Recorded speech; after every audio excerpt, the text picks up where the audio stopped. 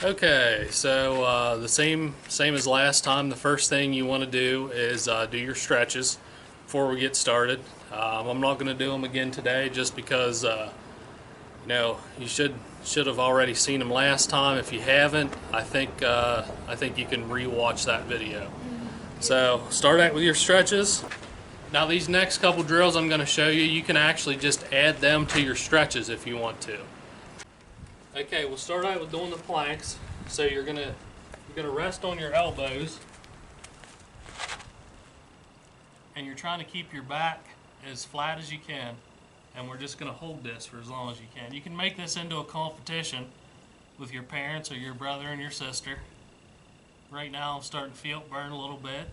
You don't want to drop your butt down. You don't want your butt way up in the air. You just want everything straight. And this is called a plank.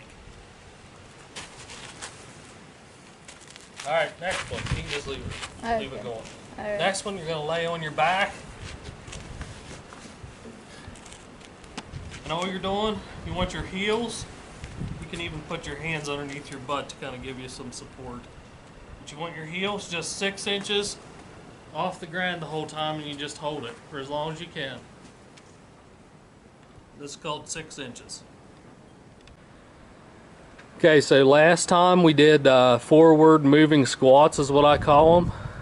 Now we're going to kind of build off that and do a variation. Okay, go ahead and get started. You got to stay balanced the whole time. Balance is key. There you go, not cheating, not using your hands, putting your hands on your knees, that's cheating. Make your legs do the work. Okay, the next thing Cohen's going to demonstrate for you are called box jumps. What you need something that's really sturdy that you can jump up onto.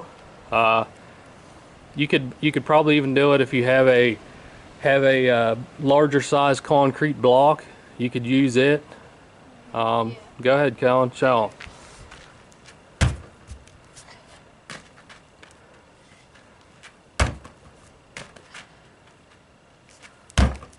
Now when you get really good at these, you can actually even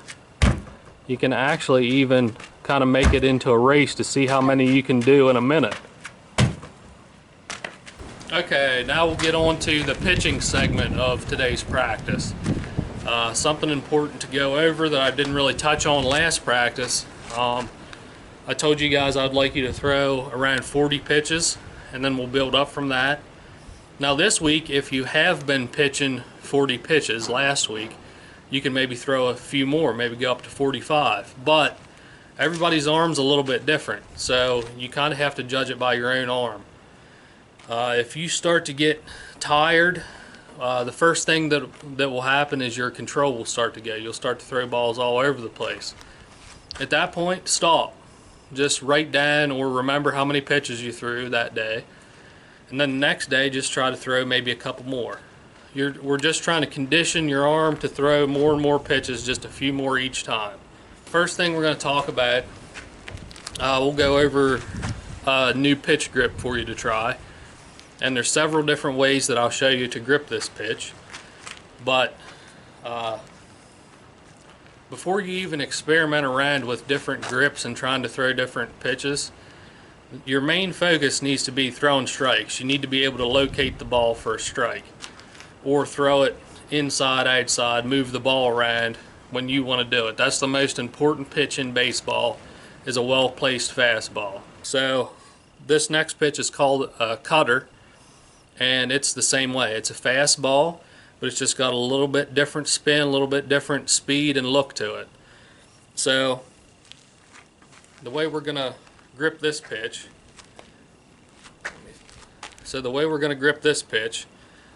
we're going to come across these two real long laces kind of at an angle here. Now I've seen a lot of younger players that throw it, they will just put one finger on that lace right there. They'll put one finger on it and your thumb is on the opposite lace. Something like that. But another grip, you can just do the same thing. You can use two fingers, just keeping them close together, and you're just going to put them on that long lace right there, and have your thumb on the other long lace that's opposite. So right here's kind of what it looks like if we're rotating around the ball. Now what this is going to do, when you throw it, you're going to throw it just the same way that you always do. We're not snapping our wrists, we're not twisting, we're not doing anything weird. All we're doing is just trying to throw it like you normally would your fastball. Now because your fingers are offset like this, what's going to happen is when it comes out of your fingers, it's going to roll a little bit. It's going to roll sideways. And you'll know when you threw a real good one of these, you can actually watch it as you throw it. You'll see just a red eye on the ball. And the tighter that little eye is, the more movement you'll get out of the pitch. But we're just gripping it like that. You're throwing it like a normal fastball. And what makes it work is it's just naturally going to come out of your hand and twist a little bit. You don't have to actually put any twist on it yourself, because that's when your arm starts getting damaged, either your elbow or your shoulder. So if thrown correctly, you can throw this and not hurt your arm. Okay, you recording? Yep. Okay. So for this week's pitching segment, we're going to go over something that you're going to need to know for junior high next year, and that's pitching from the stretch. It's good to practice it now so you're used to it, and then come junior high time, you'll be ready. So pitching from the stretch, all you have to do, we'll pretend this is the mound right here. Home plate's that way since I'm a righty. So we're going to put our foot up against the mound, and we're going to start kind of wide with our feet. Now, you need to have your throwing hand and your glove hand separated at this point. So you're looking in, you're getting the sign. This is when you can check your runners when they start taking leads in junior high and stuff like that. And what you're going to do is you're going to shorten up your feet, and you're going to bring the ball and your glove together, and you have to at some point come to a pause. Now once you come to that pause, that is when you either have to make a decision to try to pick a runner off, or you come to that pause and you're allowed to throw home. Now, you'll get in trouble, they'll call a balk on you, and the runner will automatically be able to advance if you get your glove hand and your throwing hand together and you don't pause. If you just come down and wing it, that's a balk. That's one example of a balk. That's probably the concept that most of you will have the most trouble with. So I'll do it again here. We'll do it kind of in real time here. Ball hand, glove hand separated. Gonna bring them together, pause, and then throw. Good. Now another thing, you're pitching from the stretch, put your hands together, you pause. From this point, all you can move is from right here up. You can move your head around, you can check runners, you can look all over the place. What you can't do is move your shoulders to check the runner. If you move your shoulders, that's intent to pick them off at first base, which will be a balk if you don't throw it. So that's what we're doing. We're putting our hands together, we're going to pause, and then just work on throwing home for right now. And at this point right now in Little League, you're not really worried about your pickoff moves or anything like that. Right now, we're just working on pitching from the stretch. So get that part done, get that part done, and then we can build off of that and pick off runners and show you how to make moves to different bases. Okay, so what we're going to do now, we did dry blocking as a catcher last session. Now we're going to do dry fielding as a position player. So I'm going to pretend that I'm playing shortstop. You can pretend that you're playing whatever position it is that you play. And this drill is just all about your footwork. It's about getting your feet in a direction to throw to first base. So we're going to pretend that the camera is like the batter that's hitting the ball straight towards me. That way you can see my footwork better. So I'm playing shortstop. First base would be over this direction. So we're just going to lay the ball in front of us. Can you see everything, Colin? Yep. Okay, we laid the ball in front of us, and this is going to simulate a ball that was just hit straight to us. First base, again, is over that way. We're just going to field the ball, and then 1, 2, 3, and throw. And you can put some sort of target out towards where your first base is going to be, and you can actually throw, dry fielding and throw. During the dry fielding, we can even simulate different grounders. We can pretend that somebody hit one arm side. So we're still staying in this position. We're going to reach over. We're going to backhand the ball, get our feet set, and throw. Same way if we go glove side. Okay, glove side, you're going to reach in here, pick up the grinder, get your feet set, throw. So we're just basically working on our footwork and being in a good position to throw the ball. Okay, for this one, we're going to be turning dry double plays. We're working on our footwork again. We got into this when we were actually having practice. I think the one good practice that we had, we started to get into this, and it's something that you can work on your own. All you need is, we're just using a bucket lid here, just something you can put down to represent second base. So again, I'll pretend that I'm a shortstop. We're just going to start with the ball in our glove. We don't have to actually put it on the ground or anything, because we're pretending that in this case the second baseman flipped it to us. So we can practice coming across the base at different angles and then throwing to first base. First base is going to be in the same direction, like over here.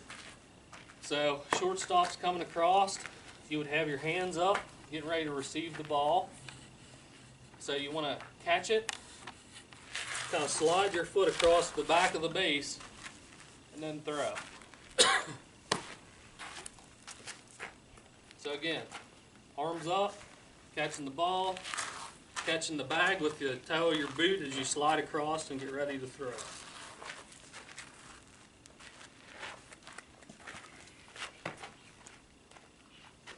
Another one, sometimes you can just play around with this. Let's say the feed is bad. It's over on this side of you. So you're going to catch it, swipe, come to this side of the bag, try to catch the bag with your back foot, step across and throw. Now we'll switch it up. We'll pretend we're second base, because the footwork's just a little bit different for a second baseman. Okay, we're playing second base now. We're pretending we're getting a feed from either third or shortstop. So first base is still going to be that same direction. So we're going to start with the ball in the glove. We're going to do the same thing. We're catching the feed. We're catching it. We're doing a step back, rocking and throwing. That's probably about the easiest way to change direction when we're doing it. Hands up, catch the ball, step back, rock and throw.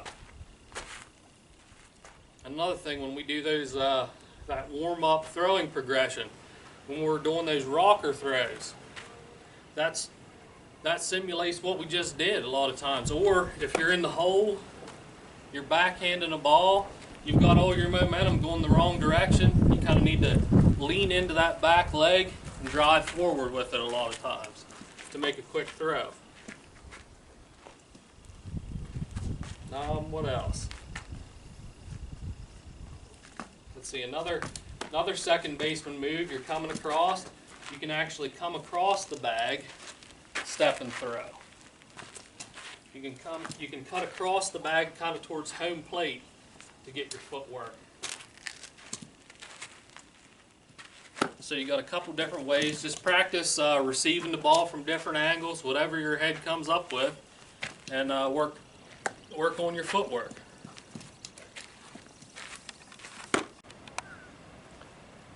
So now we're going to talk about our footwork as a catcher getting ready to throw the ball to different bases.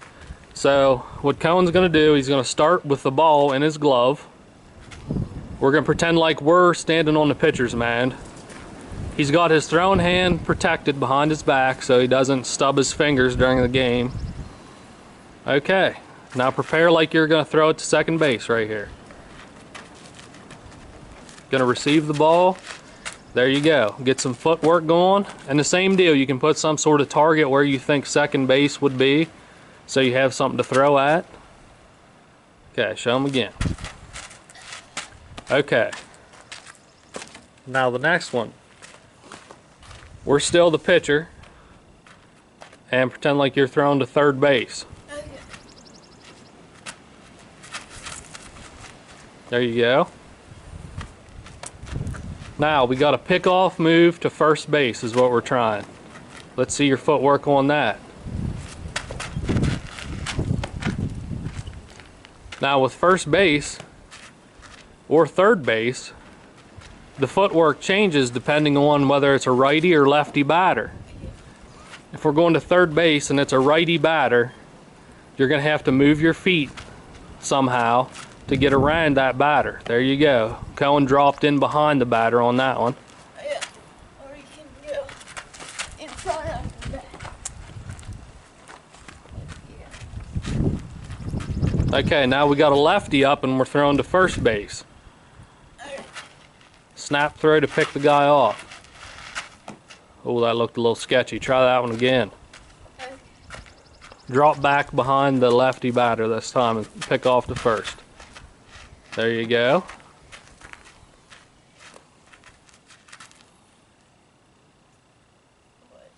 Go. Okay.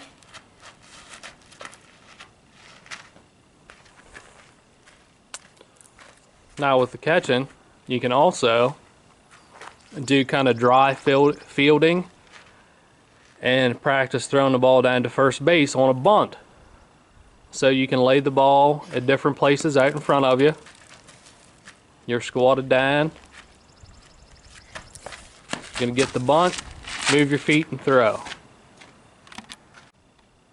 Okay, so we got a bunt down the third baseline this time.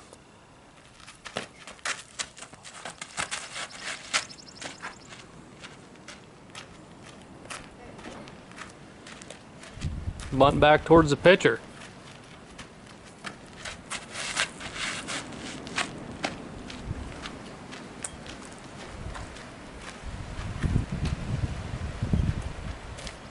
Bunt down the first baseline. Too much. Oh, yeah. I can't get that in frame. There you go, that'll work. Bunt down the first baseline. There we go. Okay, so the next drill that we can do as a catcher is practicing catching pop-ups in the catching position. Now, when a pop-up gets hit to the catcher, the ball has a lot of backspin. So, as a catcher, when you're hit pop-ups, most of the time the ball will have tons of backspin. So what happens if you try to go ahead and pop up and try to catch one the way you normally would? Don't actually throw the ball, just stand up like you normally would and try to catch the ball, an imaginary ball. Okay, when you try to catch it like that, just stay there a second, Cohen. Put your glove up. Okay, again, we're the pitcher. He's trying to catch a pop-up. He's in the catcher position.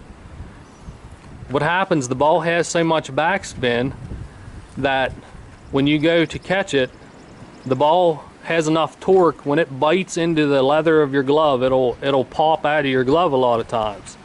So what you want to practice doing as a catcher for pop-ups is spinning around with your back towards the pitcher. Go ahead and simulate that, Cohen. Find the ball and catch it. That way you're using that backspin in your favor, so it rolls right into the pocket of your glove and not out of your glove. So go ahead and try it with a live ball now.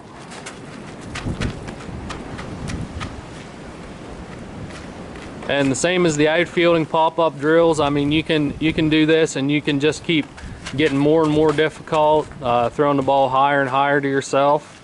You want to make sure you have a lot of room. I don't want Cohen to throw the ball real high to himself right now, because he's probably going to put another dent in the Red Rocket back there. For this week's hitting segment, we're not going to give you a whole lot of drills or anything to do, but it's just something that I want to talk about that I wish I knew when I was you guys' age, instead of learning when I was older. I didn't learn this until I was playing high school baseball, and I wish I knew it when I was 10, 11, 12. This is about the wind being completely out of control The here. wind going about 90 miles an hour. Okay. Crazy. All right, hitting off the pitching machine. So when you're hitting off the pitching machine, there's no arm movement for you to time your step and stride and get your hands going back or getting any kind of coil going. Okay, so when you're hitting off a pitching machine, there's no arm action for you to time your step, your arms. There's no timing mechanism. So what a lot of young players do, and what I've seen a lot of players that I've coached do, that spend a lot of time hitting off the pitching machine, they rush everything. Everything's just real quick, and then they're rushing to swing. Which that's not the way. It screws up your timing when you get into live pitching. All of a sudden you're rushing everything, then you have to wait for the ball to come, and it just messes your timing up to where you can't really hit the ball as good as what you potentially could. So when you're hitting off of a pitching machine, here's what I recommend that you do. Before the ball even gets put in the pitching machine, dropped in, some of the pitching machines have that arm that rotates around. Way ahead of any of that happening, just go ahead and take your time and take a step and get your hands ready. You're already loaded up. Then when the ball comes, all you have to do is swing. And that'll help you a lot with your timing. And then when you get in a real game, your swing's not rushed. You'll get into problems if your swing's rushed.